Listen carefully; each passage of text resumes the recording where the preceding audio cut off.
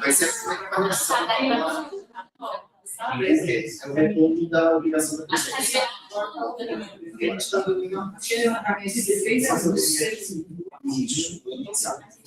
Então, agora sim, essa presença. E assim,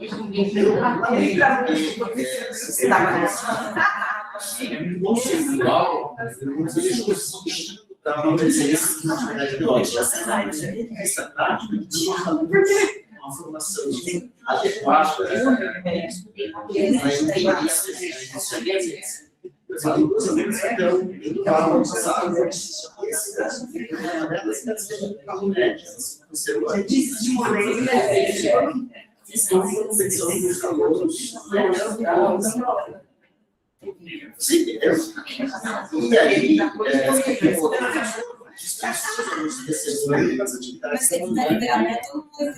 e aí, por causa do estudo desse resultado, na verdade, eu falei, eu vou ter que voltar aqui para poder estar aqui na quarta-feira de manhã. Nesse sentido, a gente abordar isso ao longo da nossa. Então, assim, existe. Só ver. Só ouvir?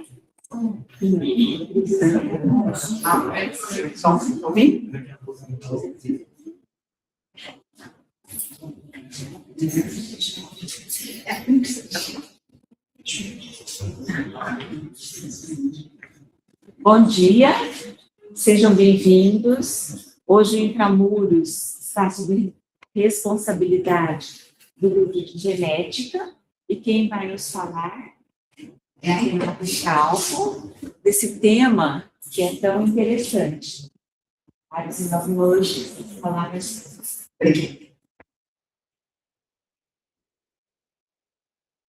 Bom dia a todos. Então, hoje eu vou falar sobre o conceito de avaliação genética na baixa estatura, que foi publicado no European Journal of Endocrinology agora em janeiro de 25.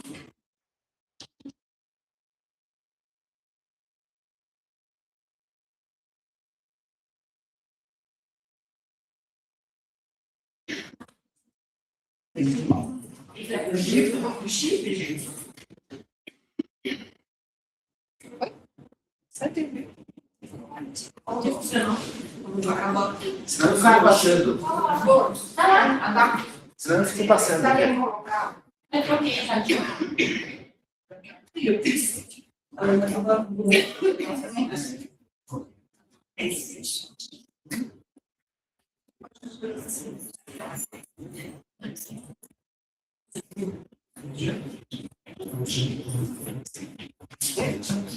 Acho que é um negócio mesmo. Vocês passam para ela. Aí. Pronto, obrigada.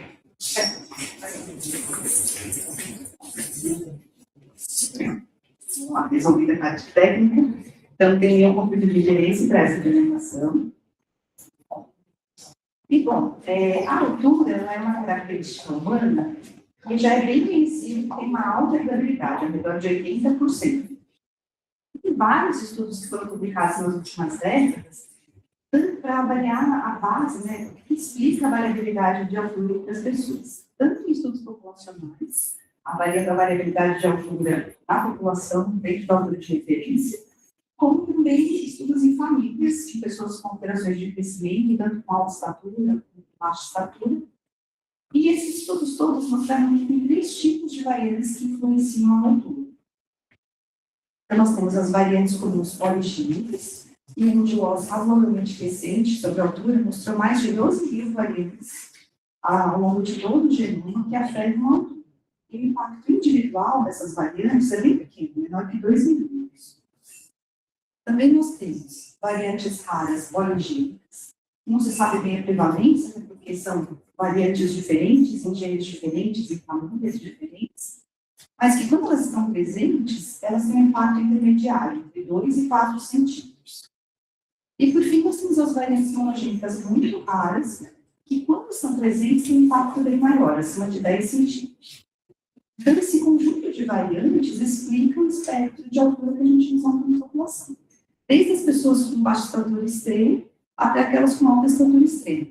Só que na população dentro da referência, a maior parte dessa variabilidade é explicada pelas variantes comuns poligênicas. E entra também um pouco as variantes raras poligênicas, que têm um efeito maior em algumas pessoas. E mais para os extremos de altura, que a gente encontra mais frequentemente as alterações na altura. Então, baseado no conhecimento da genética da altura, que foi sendo aumentado ao longo das últimas décadas, e também na maior disponibilidade e custo-efetividade dos testes genéticos da altura, eles foram sendo progressivamente mais utilizados na prática clínica. Então, com isso, a ESP, no começo de 2024, resolveu fazer um consenso sobre o uso desses testes genéticos na estatura e chamou alguns especialistas em crescimento ao longo do mundo. E um desses especialistas foi o Alex. Então, esse pequeno grupo aqui foi chamado para organizar esse consenso de avaliação genética. E eles resolveram definir, fazer as bases desse consenso em duas perguntas clínicas. Uma delas seria qual que é a taxa diagnóstica dos testes genéticos em crianças e adolescentes com baixa estatura. E a outra pergunta base seria qual é o impacto desses achados para essa população. Então, para responder a primeira pergunta, que é da taxa diagnóstica, foi feita uma revisão sistemática dos todos os estudos publicados para avaliar a avaliação genética em crianças com baixa estatura. E aí, entramos nós, eu, Raíssa, a Laurana, a Ana Maria e a Gabriela, que é uma aluna dos Estados Unidos que veio passar uns meses no estágio de Alex. E essa revisão, ela foi a estratégia de busca, ela foi realizada por um especialista em revisão sistemática, que baseou a estratégia em 71 artigos que foram definidos pelos especialistas como sendo essenciais que estivessem nessa revisão sistemática. Quando a revisão ficou pronta, a busca ficou pronta, foram achados 1.163 estudos que foram triados. Então, eles tinham que, para serem incluídos na revisão, eles tinham que ser em inglês, eles foram publicados a partir de 1985, com mais de 10 pacientes avaliados, para diminuir um pouco o viés de seleção. Eles tinham que ter baixa estatura de causa indeterminada, de crianças com baixa estatura indeterminada, e tinham que ter o resultado da taxa diagnóstica dos testes genéticos utilizados. Então, no fim, incluíram inicialmente 151 estudos, e esses estudos foram realizados, foram olhados a fundo, para coletar os dados, tanto sobre o tipo de paciente que foi avaliado, o tipo de teste utilizado, a taxa genética, os genes encontrados, enfim, são de dados que a gente coletou. Alguns deles foram excluídos, especialmente pacientes que, quando a gente olhou a fundo os critérios de inclusão, ou os dados mesmo de fenótipo dos pacientes, nós vimos que não eram bem pacientes sem diagnóstico, eram pacientes que já tinham um diagnóstico clínico, uma suspeita forte, e o exame foi feito só para complementar, isso não era o objetivo do nosso estudo. Os dados duplicados e a avaliação de genes candidatos ou polimorfismos, que também não é foco. E foram incluídos os estudos que foram publicados em 2025, essa seleção foi em 2024, ou estudos que foram encontrados na rede das referências normalmente. E no fim nós fomos com 143 estudos que entraram mesmo na revisão. Desses estudos a gente avaliou uma porção de pontos. Um deles foi a taxa diagnóstica por método, por método avaliado.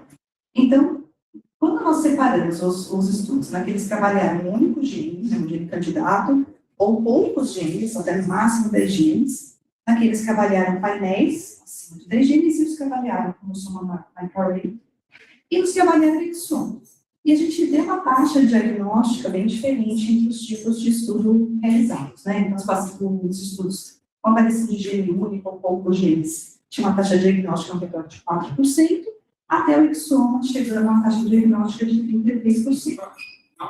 E aqui é a imagem da revisão. Por isso que nós vimos é que essa taxa diagnóstica pode ter sido superestimada em vários dos estudos. Tanto por uma questão de viés de seleção dos pacientes, então, embora a gente tenha excluído os pacientes que claramente não tinham critérios, que não eram baixa estatura, que não tinha uma baixa estatura de causa indeterminada mesmo, enfim, com alguns resultados, que eu vou discutir um pouquinho mais para frente, a gente viu que talvez a seleção tenha sido a mais adequada em alguns casos. E também nós vimos que, frequentemente, em alguns estudos, eles incluíam na taxa diagnóstica variantes que não eram patogênicas. Então, tanto variantes que eles mesmos classificavam como variantes de significado incerto, como variantes que eles classificavam como patogênico ou provavelmente patogênica, porque quando a gente reavaliava a variante, não chegava a ter critério para isso. Então, nós fizemos uma reavaliação, tirando essas variantes que não eram patogênicas, e, como era esperado, teve uma queda da taxa diagnóstica, mas não tem mais ou menos proporcional ao que era antes, né? Então, de 13% ali para gene único e poucos genes, até 27% para isso.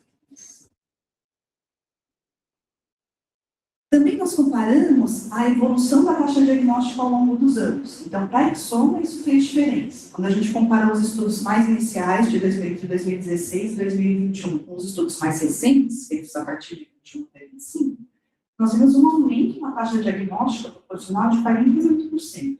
Isso tem vários motivos, né? A gente consegue, as técnicas de sequenciamento melhoraram nesse período, aumentou muito o conhecimento sobre as bases genéticas de estatura, se foram sendo publicados novos artigos, a gente foi descobrindo novas causas de estatura, e também foi melhorando a análise dos dados nesse período. Então, com isso, a taxa diagnóstica foi melhorando.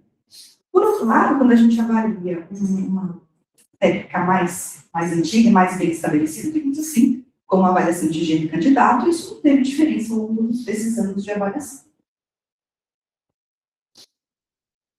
Outra avaliação que nós fizemos foi aquela diagnóstica em relação ao fenótipo dos pacientes. Então, aqui a gente avaliou só os estudos de Exoma, para não ter esse fator de confusão, e nós dividimos os pacientes em 3 grandes grupos. Os pacientes com anormalidades esqueléticas ou desproporção corporal, aqueles com baixa estatura sindrômica, então que tinham algum dismorfismo, ou alteração no desenvolvimento, ou então uma malformação maior, e os pacientes com baixa estatura isolada, que eram aqueles que não tinham nem as anormalidades esqueléticas e nem as alterações que configurariam uma baixa estatura sindrômica. Essa alteração, depois, essa divisão dos pacientes, essa classificação, depois entra no consenso, vem do consenso de avaliação genética. Então, depois eu vou comentar ela novamente. E aí, o que a gente viu? Quando a gente viu os estudos de Exoma, a gente viu que só 2 avaliaram pacientes com anormalidades esqueléticas ou desproporção corporal. E eles tiveram taxas diagnósticas bem diferentes. Então, deu para a gente avaliar também isso. Na taxa de estrutura sindrômica, a gente vê uma ótima taxa diagnóstica, de 50,8% de pacientes avaliados que tinham quadros sindrômicos. E para baixa estatura isolada, a gente vê uma taxa diagnóstica bastante significativa também, de 15%, embora ainda bem menor dos pacientes com baixa estatura sindrômica. Nós também fomos ver os genes que eram encontrados por fenótipo. Então, aqui a gente inclui também os estudos que usaram o painel, não só os de Exoma. Então, para os pacientes com anormalidade esquelética ou desproporção corporal, foram 5.307 pacientes que foram estudados em 5 estudos. E desses, 991 tiveram algum resultado positivo, dividido em 125 genes. Então, 125 genes tinham alguma alteração nesses pacientes aqui. E quando nós avaliamos os 10 genes mais frequentemente encontrados nessa população, eles explicavam 86% dos casos. E aí, qual é a importância desse achado, né? É que se a gente tiver uma situação em que a gente não tem disponibilidade de fazer isso para todo mundo, mas a gente tem a possibilidade de fazer um painel pequeno, de 10 ou um pouco mais de 10 genes, isso já seria suficiente para explicar a maior parte dos casos com displasia esquelética. Então, para esse grupo, um painel genético, por exemplo, resolve muito bem. Para os pacientes com baixa estatura sindrômica, que foram 2.317, avaliados em 16 estudos, tiveram 609 positivos em 265 genes. Então, os 10 genes mais comumente encontrados explicaram só 28% dos casos. O que é esperado, né? Então, vários quadros sindrômicos diferentes, causados por vários genes diferentes. Então, essa maior variabilidade nos genes que podem ser encontrados fazem com que o painel não funcione tão bem nesses casos. E a baixa estatura isolada ficou no meio do caminho. Então, foram 2.262 pacientes avaliados em 19 estudos, com 316 resultados positivos em 100 genes. Então, os 10 genes mais comumente encontrados ficaram 53% dos casos, também uma boa taxa. E quais foram esses genes, né, que foram os mais frequentemente encontrados? Essa é a lista dos genes mais frequentemente encontrados em cada uma dos grupos. E, assim, todos eles, muitos deles, né, a maior parte, tem relação com o estado da cartilagem de crescimento, que faz sentido. E a gente chamou a atenção esses três genes que apareceram nos três grupos, né? Então, o FGFR3, o POL2A1 e o PTPN1. O POL2A1 está associado a várias displasias esqueléticas, o PTPN1 está associado basicamente a síndrome de Lund, mas a gente não estranhou quando eles foram encontrados em pacientes com baixa estrutura isolada, porque tem várias descrições de pacientes com frequência muito leve e tem variantes nesses genes. Então, poderia realmente ter passado, mesmo com uma avaliação bem feita, poderia ter passado despercebido, né, no grupo de baixa estatura considerado isolado.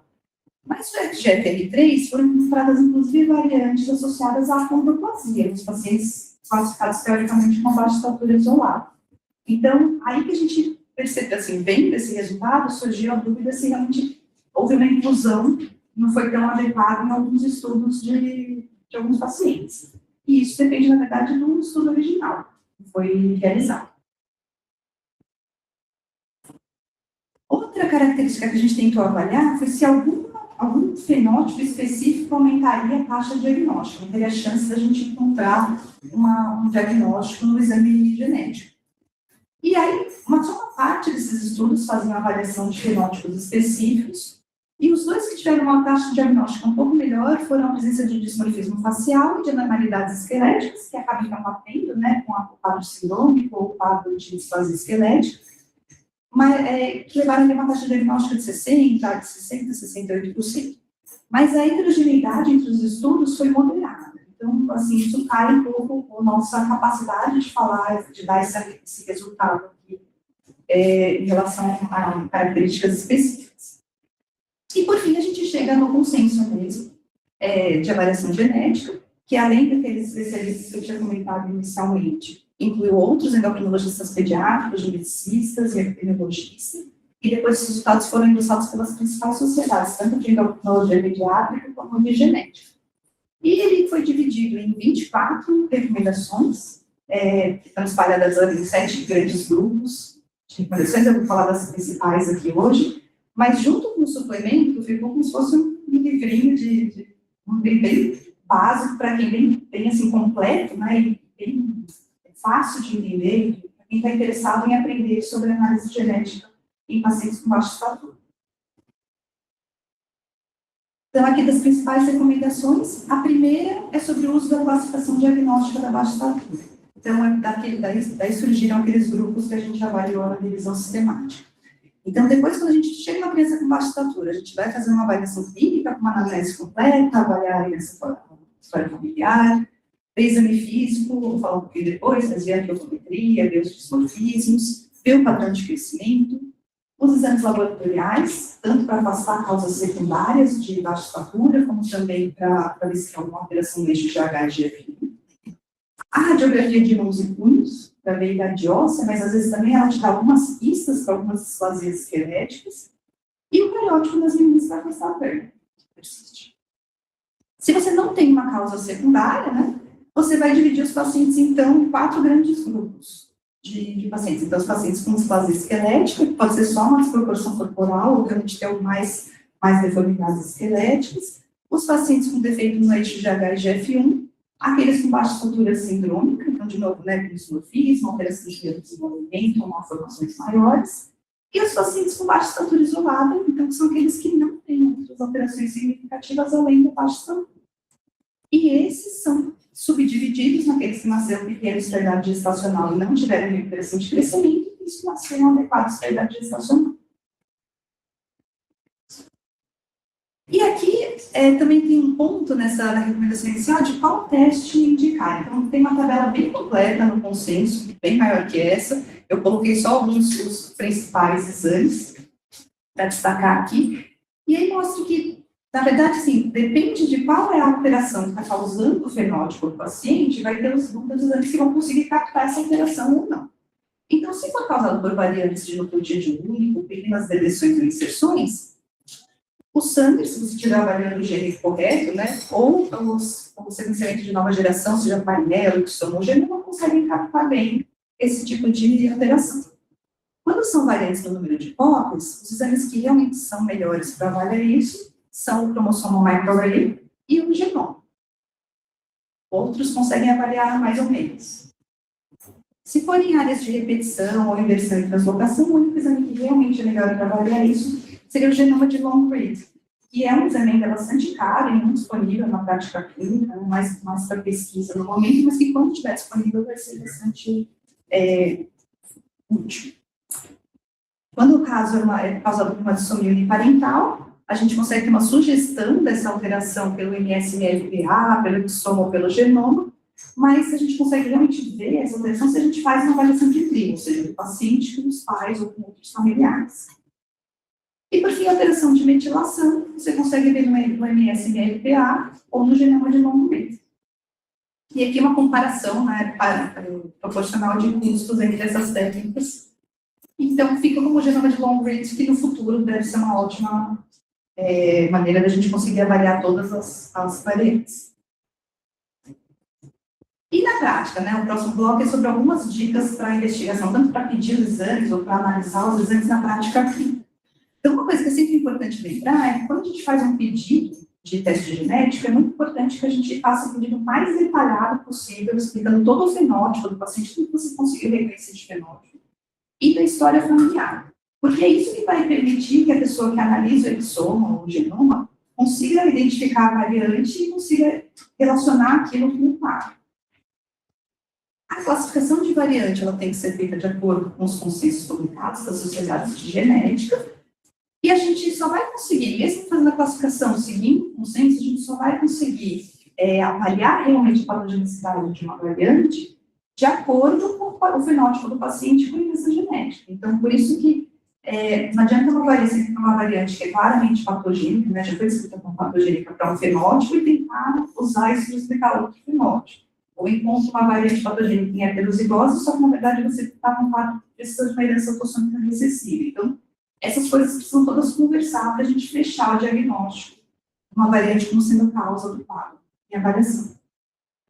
E, por fim, vão ter resultados que vêm negativos, mas eles devem ser reavaliados periodicamente, porque tanto a bioinformática vai evoluindo, como o conhecimento vai aumentando sobre as causas genéticas. Então, a gente consegue, depois, um resultado negativo, reavaliando em 1 ano e meio, 2, muitas vezes a gente consegue achar um resultado positivo ali. A outra parte do consenso, aquela outra base, né, era do impacto dos testes genéticos para essa população. Então, quais são os principais benefícios, os potenciais benefícios? Uma delas é você definir o diagnóstico. Então, muitas vezes a gente vê que, às vezes, a pessoa vem muito angustiada, a família vem muito angustiada por não saber o que está acontecendo, não saber qual é o diagnóstico. E mesmo que a gente não tenha um tratamento específico para aquilo, às vezes o simples fato de você fechar o diagnóstico já alivia muito, já dá algum conforto no tratamento. Permite um aconselhamento genético mais acurado, uma predição de recorrência e também, quando é necessário, permite a investigação precoce de familiares. Reduz a necessidade de extensas investigações diagnósticas. Então, não é incomum chegarem pacientes que vêm lá, vão no médico, por de baixa estatura, fazem milhares de exames laboratoriais, exames de imagem, não chegam no resultado, passam em outro médico, que pede os mesmos exames de novo, ou às vezes um pouco mais, menos. E, às vezes, em alguns casos, a gente fazendo o teste genético um pouco mais precocemente, a gente evita essa odisseia diagnóstica. Em algumas situações, o fenótipo ele vai evoluindo com o tempo, né? Então, às vezes, é difícil você reconhecer no começo, tem pouca, uma apresentação muito discreta, depois você demoraria alguns anos para chegar a um fenótipo mais completo e fazer um diagnóstico clínico mais facilmente. E aí, nesses casos, você consegue fazer um diagnóstico mais precoce, e se tiver um tratamento específico, ou um rastreamento específico para fazer, você já começa a fazer isso antes. Também tem situações em que a avaliação inicial é um pouco falha, então, às vezes, a gente não tem experiência para avaliar, por exemplo, a radiologia, que é uma quadro de displasia esquelética, enfim, passam algumas características que já te dariam pistas para o diagnóstico, mas que quando você vê o resultado do exoma, do genoma, enfim, você já pensa que poderia, né, vai reavaliar um paciente e você às vezes encontra aquelas alterações ali, que elas já estavam ali, mas a gente não tinha percebido antes. E também tem situações em que a apresentação realmente é muito leve ou muito atípica, e aí são diagnósticos bem difíceis mesmo, E quando a gente vê o teste genético, ele te aponta para essa possibilidade, você vai olhar com mais carinho, né, para aquelas alterações e às vezes descobre coisas leves. Também é muito importante em algumas situações em que, assim, para baixa estatura, a gente pensa muitas vezes em tratar com hormônio de crescimento. Só que tem algumas situações em que ele é contraindicado, que ele deve ser feito com cuidado, especialmente em situações que aumentam o risco de neoplasia. Então, o teste genético precisa apontar essas situações também para a gente ter esse cuidado. Indica rastreamento específico, como a gente já comentado, e também, independente de você achar a causa, né, da baixa estatura que você está investigando nesse caso, você pode achar variantes genéticas secundárias que podem causar prejuízos adicionais. Então, tem uma lista dos chamados achados acionáveis, que são genes que, quando você tem uma variante patogênica, você pode causar uma doença grave e que você tem que fazer. Você tem um tratamento, uma prevenção que possa ser feita. Né? Tem muitos estados que você deve reportar quando você entende uma variante patogênica. E aí, se você encontrar isso, você já investiga no paciente e na família e evita os prejuízos adicionais. E, além disso, existe um impacto por gene. Então, de acordo com o resultado que você acha, você pode ter algum impacto direto na clínica. Esse aqui é o trabalho da Laurana, que você me prepararam. Mas eu trouxe alguns dados aqui de exemplo. Então, por exemplo, quando a gente tem uma alteração nos choques, a gente sabe que é bem conhecido já que a resposta com uma antidepressiva na altura adulta é bem estabelecida. Uma coisa que a gente já vai tratar até com mais vontade, digamos assim. Por outro lado, quando a gente tem uma variante no FGFR3, a gente sabe que a resposta ao tratamento por hormônio de crescimento em geral não é boa, e que, por outro lado, tem esse uso potencial dos análogos de peptídeo natriurético tipo C. Quando a gente tem uma variante no ACAM, a gente tem que ficar com um alerta de que frequentemente existe um avanço precoce na idade óssea. E também a gente vai ter ficar vigilante para a possibilidade de eles terem osteoartrite de início precoce. Pacientes com mutações no IGF-1R vão ter, né, um aumento no IGF-1, se a gente tratar com GH, e também podem ter uma resposta não tão boa assim. E, além disso, eles têm possível aumento de risco de diabetes. E pacientes com alterações no NF1, no PTPN11, a gente vai ter segmentos específicos, de acordo com o gene, e também especialmente em relação ao rastreamento de neoplasias. Bom, e quais são os riscos da gente fazer teste genético, né? Um são os resultados falsos positivos. Então, se a análise não for feita de forma bem adequada, se forem relatados como patogênicos, como causa, genes que não são, na verdade, a causa daquele quadro, você, de repente, pode levar a um tratamento desnecessário, um rastreamento desnecessário. A mesma coisa para as variantes de significado incerto. Às vezes, você, mesmo colocando um significado incerto, quem recebe aquele exame, seja a família, seja o médico que pediu, às vezes fica inseguro, né? E pode fazer algumas condutas que às vezes não são as melhores para o paciente. E os achados secundários, tanto eles podem ser reportados, mesmo em situações que não deveriam, né, com genes que não precisariam ser reportados, ou então genes que não têm uma variante patogênica, como também, mesmo quando eles estão corretos, causa uma angústia para a pessoa saber, né, saber daquele achado adicional, saber daquele risco adicional. Então, por isso que quando a gente pede os exames, a gente tem que fazer o aconselhamento genético da família também, explicar sobre essa possibilidade de se acharem achados que não eram o que a gente estava buscando. Em alguns locais, né, no consenso, surgiu essa questão que talvez até esses achados adicionais secundários pudessem prejudicar as pessoas por afetar a cobertura de plano de saúde ou seguro-saúde em alguns locais. E aí tem o bloco das pistas em relação à anamnese. Então, aqui, a primeira coisa é a questão das crianças nascidas pequenas em idade gestacional com baixa estatura persistente, seja ela uma baixa estatura isolada ou não.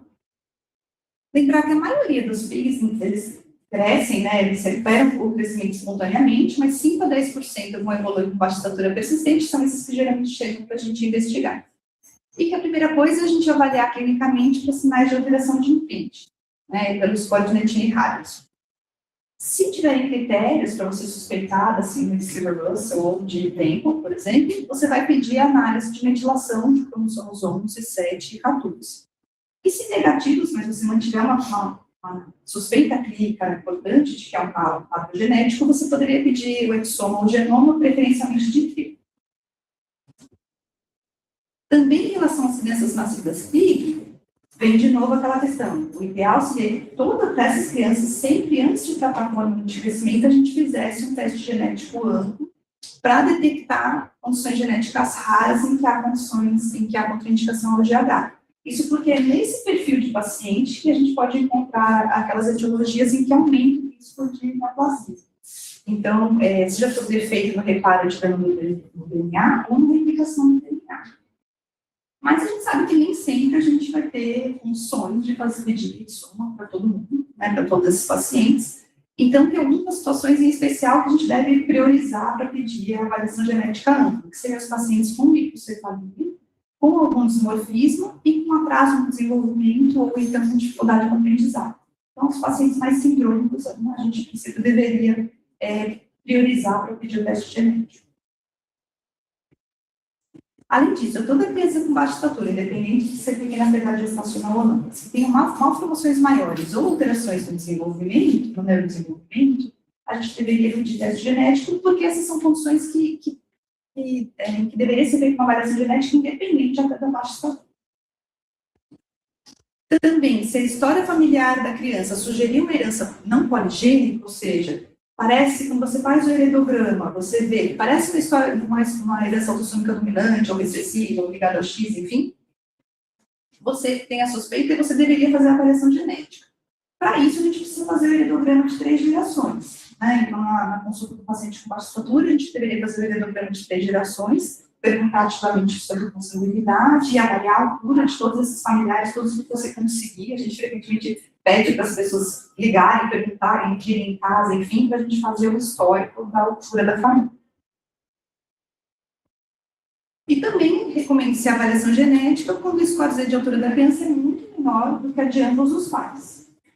Por outro lado, quando a criança tem uma baixa estatura isolada, leve, então com o score de altura entre -2 e -2,5, e familiar, os pais também baixos ou com altura limítrofe, não sindrômicos, a princípio se considera que o mais provável é que a herança seja poligênica. Como a gente não tem que identificar uma origem poligênica no momento, por enquanto, nesses casos, não se indica teste genético. Em relação às pistas vindas do exame físico, que é o outro bloco. O exame físico a gente tem que trabalhar, então, a parte antropométrica, e aí, além de peso e altura, lembrar de fazer perímetro cefálico, a envergadura e a altura sentada. E pesquisar o mais ativamente possível, né, a presença de dismorfismos, de alterações cutâneas, alterações esqueléticas e malformações congênitas. E quando que a gente vai priorizar a avaliação genética? Nas baixas estaturas mais graves, então, score de altura menor que -3, microcefalia, macrocefalia absoluta ou relativa, e na presença de uma desproporção corporal. Então, quando a gente pega o score Z, na relação da altura sentada sobre a altura total, ou da envergadura sobre a altura total, esse score Z vem abaixo de -2,5 ou acima de +2,5, isso é uma desproporção significativa que deve ser investigada. Em relação às pistas do laboratório que eles falam, é principalmente casos de alterações no eixo GH e GF1. Então, o que eles recomendam? Que quando tem uma criança com quadro que, aparentemente, é uma deficiência de GH grave ou tem uma alteração em hipotálamo ou hipófise, compatível com uma causa genética, a gente não deve pedir gene candidato mais. Por quê? Porque tem várias variantes patogênicas que foram descritas em diversos genes, às vezes coexistindo, com apresentação e herança variada. Então, se recomenda que você já faça um teste mais amplo, pelo menos um painel genético, se possível, um soma ou genoma. E se recomenda também um certo cuidado na interpretação de achados genéticos que tenham sido dados de forma não autossômica recessiva, né? Não recessiva. Especialmente quando são variantes novas, em que se sabe que a penetrância é variável.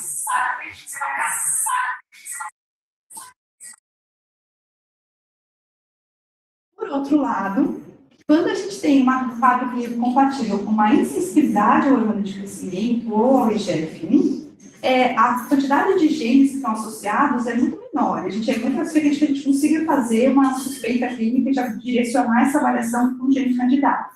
Então, aqui a gente não precisa fazer um exame tão amplo, a gente pode fazer uma avaliação por gene candidato ou às vezes por painel. E de recomendações finais, então, eles recomendam os testes genéticos. Sempre que você tem princípio, né? Sempre que você tem dados de anamnese, exame físico, laboratório ou radiologia que sugerem uma causa genética não poligênica, e, por outro lado, não se recomenda essa baixa estatura isolada leve, com suspeita de atraso constitucional do crescimento de puberdade, ou uma forte suspeita de origem poligênica.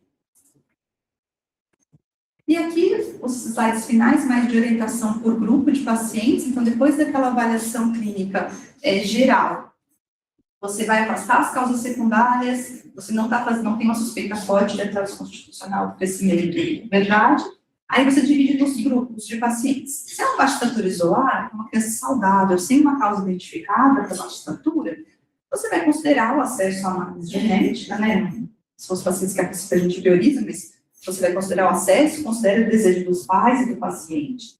E também algumas situações que podem modular a taxa diagnóstica. Então, por exemplo, a questão de uma baixa estatura mais grave. Prioriza para avaliar. E você poderia, baseada nos dados lá da revisão sistemática, você poderia começar com o painel de crescimento, se você não tiver condições de fazer de cara o exoma. Se ele vier negativo, aí você considera o exoma ou o genoma. Nos pacientes com displasia esquelética, tem que fazer uma caracterização detalhada, avaliação esquelética com radiografia de várias partes do corpo. E a partir desses dados radiográficos e clínicos, você talvez já faça uma suspeita diagnóstica. Então, se você tiver uma hipótese de uma displasia específica, você pode já fazer uma análise direcionada, de sugerir candidato. Se não, você pode fazer um painel de displasias que, em geral, tem uma ótima resposta para identificar qual displasia está ali. Se vier negativa, aí você vai considerar encaminhar para um geneticista, especialista em displasias esqueléticas ou solicitar um exoma ou um genoma.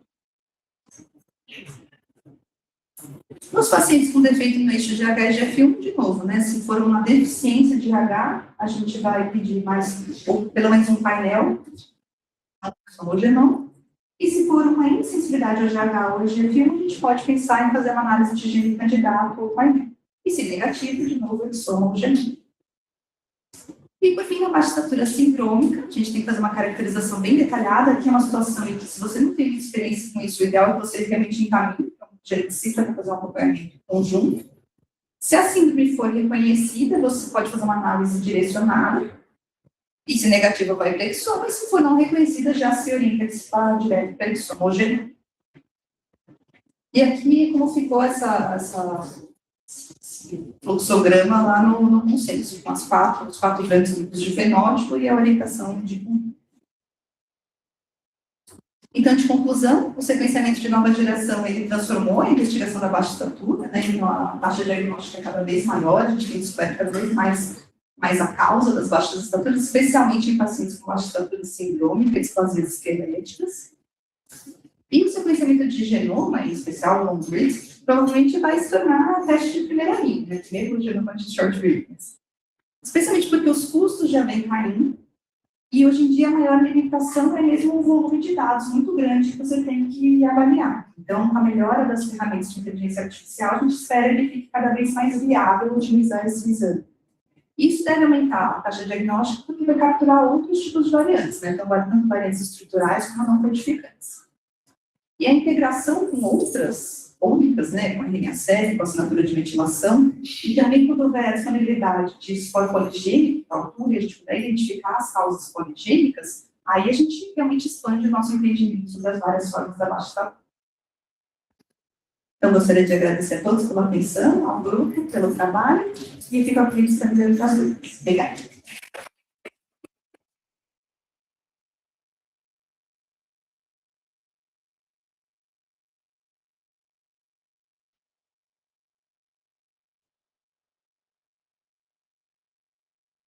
Renata, pela apresentação. Parabéns, Renata, pela apresentação. Nós já temos aqui uma pergunta da Priscila. Ela pergunta se você sabe dizer, na prática clínica, qual a diferença em São Paulo do valor entre os testes genéticos. Esqueci, vou passar para Não pode falar, Alex. Pode falar. Então, assim, o exoma está entre 5 e 6 mil reais. O painel é por volta de 2.500, 2.700, 2.000 reais, a depender do laboratório que oferta. Espero que você tenha entendido, Priscila, é entre 5 e 6 mil reais. Exoma. O Exoma e o painel 2020. 2000. Varia um pouco, bastante entre os laboratórios. E quais seriam eles, Alex? Que você pode... Bem, sem fazer nenhum programa, nem sem ter nenhum juízo, assim, eu sempre acho que os laboratórios melhores para análise tem o Centro de Genoma Humano da USP, que tem um bom preço e tem um bom serviço. O Mendelix, que acho que é um tradicional e pioneiro na análise. Com certeza, o Fleury e a DASA, que houve agora uma união. O Fleury juntou com o Einstein, então a genômica, um laboratório único, e eu acho que são os maiores e o que me dá a credibilidade deles não é nem o rótulo do laboratório, são os analistas, porque são os analistas que fazem diferença. Bem, Renato, parabéns. Será que vai dar muito trabalho se você puser aqui algum ritmo último que você não falou? Só para a gente ter um resumo. Melhor? Esse, né? Aqui, na verdade, os slides anteriores eu dividi esse algoritmo, né? Mas então aqui, ó, na baixa estatura isolada, a gente pega então as crianças saudáveis, aparentemente, né? Sem uma causa identificada. E aí aquilo, considero o acesso, considero os fatores que modulam o diagnóstico e o desejo do paciente e dos familiares. E aí, a princípio, a gente pode começar com um painel de crescimento, embora até no consenso eles comentem, né, que o painel provavelmente logo vai ser obsoleto. Então, a gente deve, em breve, começar a fazer direto de soma no genoma mesmo. Mas, a princípio, ainda fica como uma possibilidade. Para as displasias esqueléticas, então, que tem as proporções corporais, a gente vai fazer a avaliação radiológica, fazer uma avaliação clínica detalhada, considerar já encaminhar para um geneticista, se for o caso. E aí, se você fizer uma suspeita diagnóstica, você pode fazer a avaliação direcionada, né? Se não, você vai pedir o painel que funciona bem. E aí, se negativo, encaminhar para o soma ou genoma. Nos pacientes com defeito no eixo GH e GF1, a avaliação de painel ou por gene candidato, dependendo, na verdade, se é deficiência de H ou se é insensibilidade. E para baixa estatura sindrômica, que aí a gente vai caracterizar detalhadamente o quadro, já considerar de cara, encaminhar para o geneticista clínico. Se você reconhece a síndrome, você faz uma análise direcionada, se não, você já vai direto para o exoma. Então, aqueles outros anteriores era mais para focar em cada um, mas a verdade é que é o mesmo. Então, Renato, parabéns pela apresentação muito clara. Queria parabenizar o grupo que faz trabalho e análise de crianças com baixa estatura e avaliação genética, que tem uma representação internacional muito importante. Parabéns, Alex, pelo trabalho. E a minha pergunta está relacionada à utilização de genoma. Nos estudos de meta-análise de revisão sistemática, quantos já se utilizaram de genomas? Deve ser uma porcentagem pequena, que eu imagino. Na verdade, quando a gente fez, nenhuma.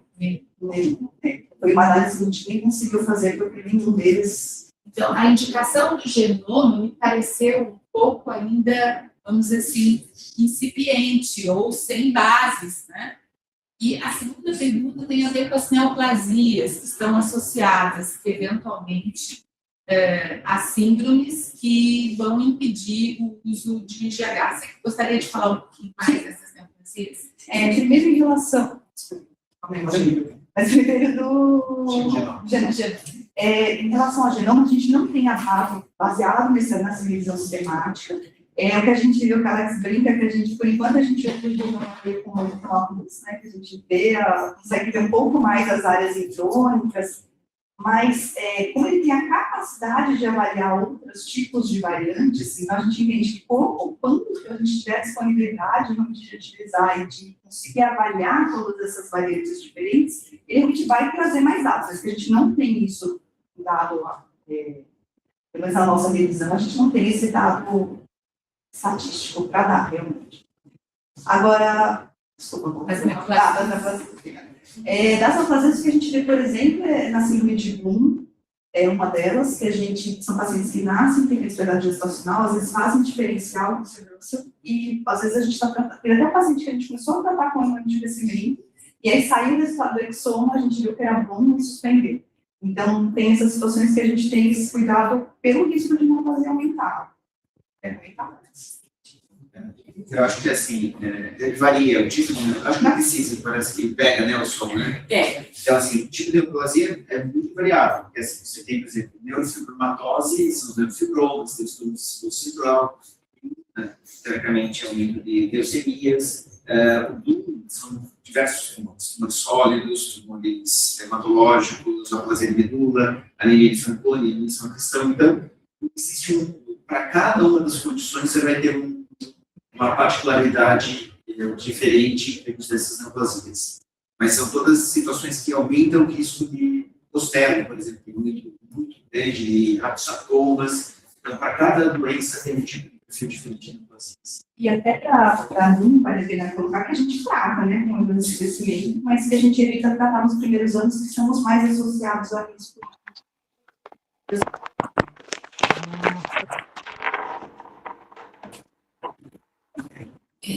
Não, pode você. Mais alguma pergunta? Professora Berenice? Parabéns, Renata, parabéns, Alex. O trabalho é muito bonito, assim, né? Um trabalho de grande porte, né? E eu acho que a gente agora está cada vez mais aproveitando esses múltiplos dados, né? Que essa ideia que a gente tem um dia, o genoma da humanidade, né? Que todo mundo vai buscar isso aqui, né, Alex? Talvez uns 10 anos, 20 anos.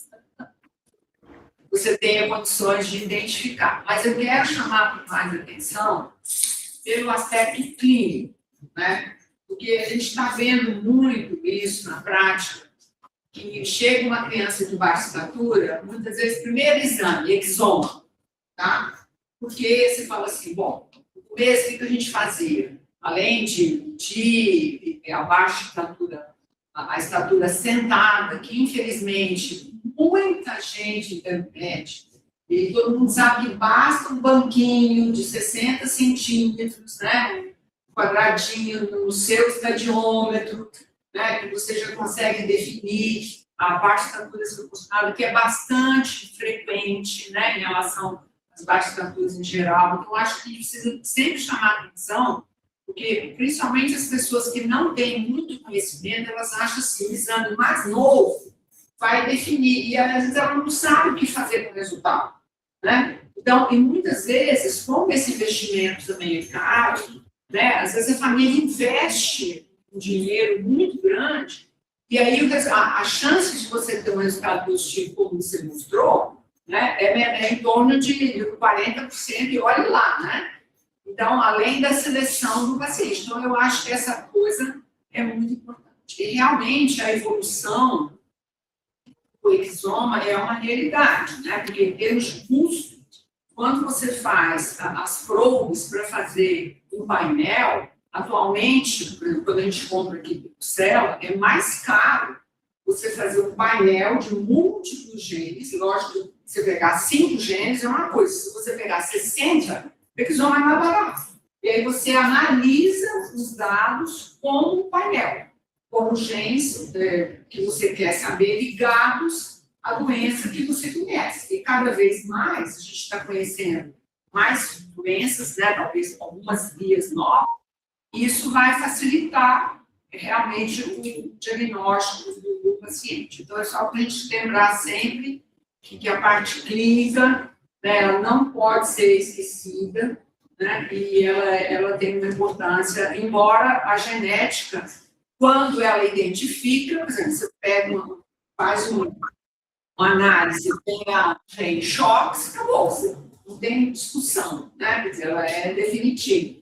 Mas é que, na verdade, é muito baixa essa frequência em relação ao investimento. E também tem uma outra coisa, né? Até para a gente falar da variante, a gente pediu exame. Se a gente tem fenótipo de... A versão do seu livro de arquivos PDFs.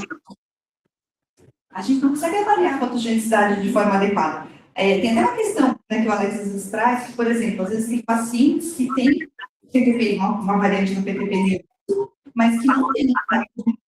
Então, a discussão é se você não deveria falar que é uma baixa estatura associada ao PTP-11, não uma síndrome de Juncker, não tem os outros critérios. Para tudo isso, a gente precisa fazer a avaliação clínica primeiro. Então, o primeiro passo é fazer uma avaliação clínica bem detalhada, ver família, ver tudo isso, para a gente conseguir até interpretar e ter resultado positivo no exame genético, senão não resolve.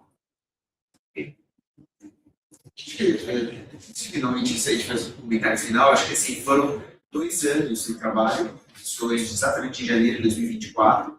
A Renata capou essa questão da revisão sistemática. Foi interessante porque a gente trabalhou com um estaticista e fazer uma revisão sistemática de uma forma formal. Foi uma grande experiência nossa. Juntou os vários pós-graduandos, inclusive alunos do Andrew, né, trabalhou 2 pessoas desse foi, né, de uma outra participação.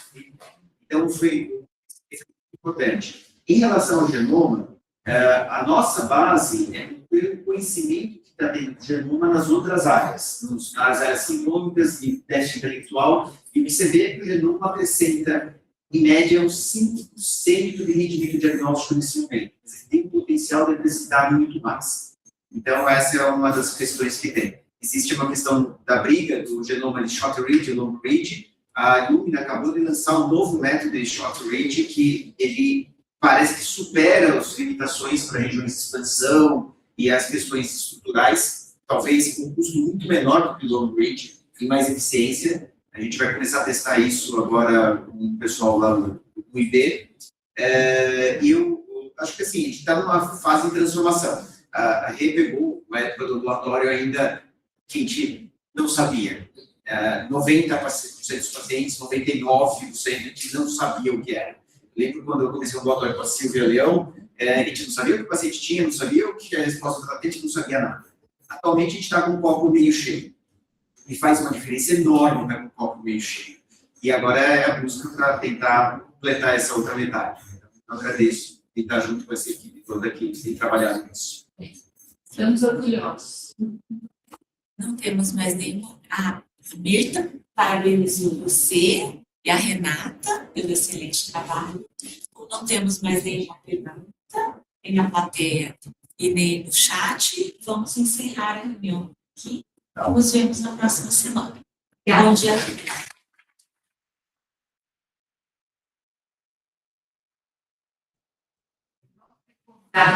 Vamos reconhecer essa história do Anderson. Que momento.